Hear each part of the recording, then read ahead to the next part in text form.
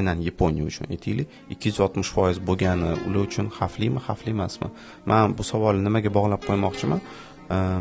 Mana o'zimizda ko'plab odamlarni uchrataman. Davlat qarzi ko'payib borayotganligini bu narsadan ular qo'rqishadi, bu narsani yomon narsa deb bilishadi va masalan shu davlat qarzi oshib ketyapti deb xavotirga tushishadi. Shunga mana shunaqa fikrlaydigan odamlarda shunaqa qo'rquvga, shunaqa xavotirga asos bormi? Mana masalan Yaponiyada 260% qarz.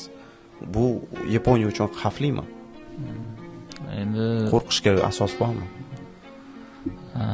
Masalan, buni har bitta davlatni kelib chiqish kerakda, o'zini demak ichki imkoniyatlaridan boshqasidan kelib chiqish kerak bo'ladi. Yaponiya endi rivojlangan davlat.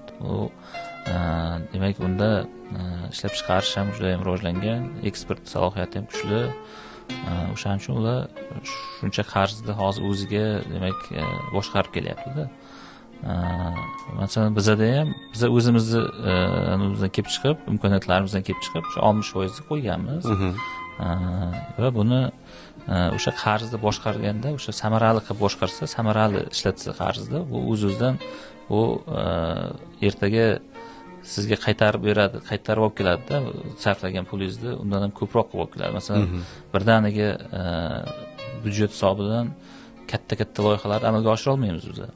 Byudjet chunki endi o'sib kelayotgan rivojlanayotgan davlatmiz. O'shaning uchun biz hozir o'sha olib kelayotgan qarzimizni o'sha byudjetdan birdaniga sarflab olsak, bitta yo'l qurib olsak, katta 200 million yoki 300 million dollarlik birato'la boshqa sohalarda ham xuddi shunday katta loyihalar qilsak, biz bunga hozir imkoniyatimiz yo'q.